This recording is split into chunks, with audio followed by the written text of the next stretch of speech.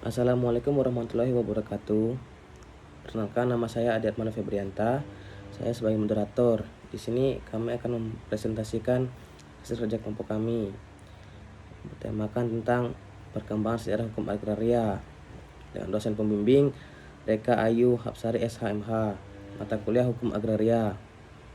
Sebelumnya perkenalkan anggota kelompok kami yaitu Ari Hisyam Ramadan, Asni Putri Tasya Wijaya, dan saya sendiri. Bab 1 pendahuluan. A. Latar belakang. Kajian terhadap hukum agraria sudah banyak dilakukan oleh berbagai kalangan, baik dalam bentuk buku-buku referensi, jurnal ilmiah, dan di dalam seminar-seminar serta simposium yang bertajuk agraria. Tetapi kajian-kajian tersebut tidak begitu fokus mengkaji tentang sejarah hukum agraria, bagaimana lahirnya hukum agraria di Indonesia sampai terbentuknya Undang-Undang Nomor 5 Tahun 1960 tentang Ketentuan Dasar Pokok-Pokok Agraria atau lebih dikenal dengan Undang-Undang Pokok Agraria UUPA.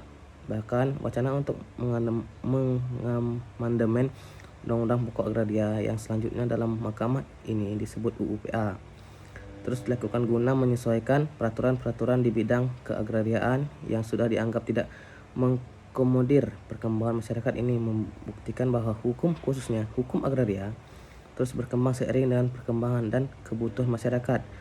Untuk itu diperlukan suatu kajian ilmiah tentang bagaimana rangkaian sejarah hukum agraria Indonesia guna mengetahui setiap perkembangan yang terjadi di bidang agraria. Dengan demikian, setidaknya dari kajian itu dapat diperoleh bahan untuk dijadikan pegangan dalam melakukan pembaruan hukum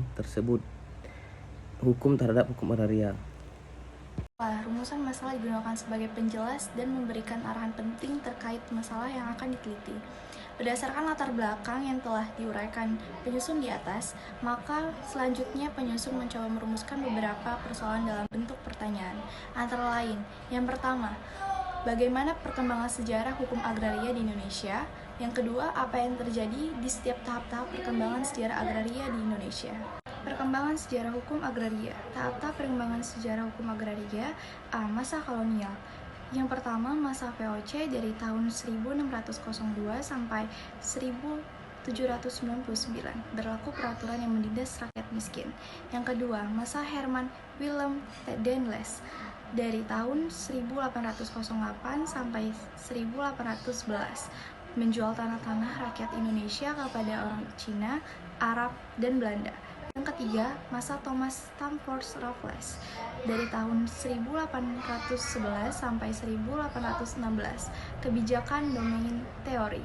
Yang keempat, masa Johannes van den Bosch di tahun 1830, penerapan aturan kultur Stelsel. 5. Masa berlakunya Undang-Undang Agraria di tahun 1870 memberi kesempatan pribumi untuk menguasai tanah eigendom.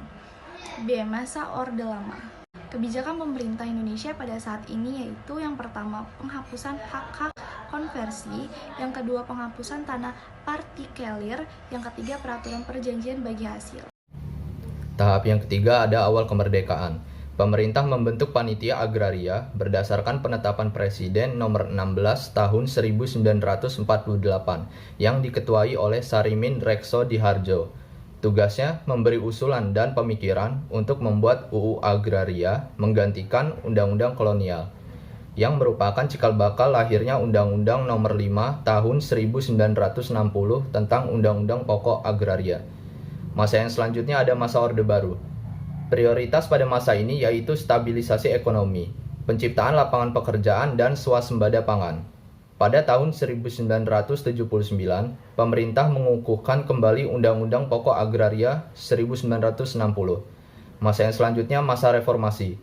Masa pemerintahan Presiden Joko Widodo, arah politik hukum agraria memiliki visi penguatan ekonomi masyarakat lemah dengan membangun melalui reforma agraria dan pengakuan hak masyarakat adat.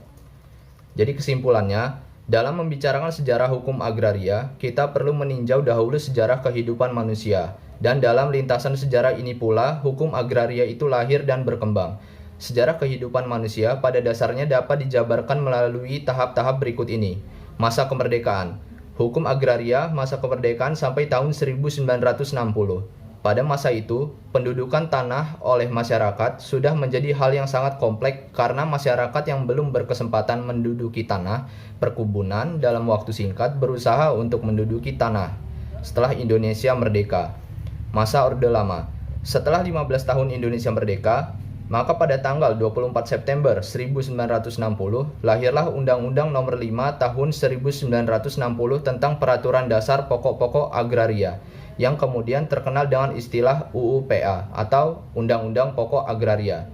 Masa Orde Baru. Penguasa Orde Baru mewarisi situasi nasional dalam keadaan perekonomian negara yang menyedihkan dan konstelasi politik yang dinilai sebagai penyimpangan dasar dari sila-sila Pancasila dan Undang-Undang Dasar 1945. Masa Reformasi.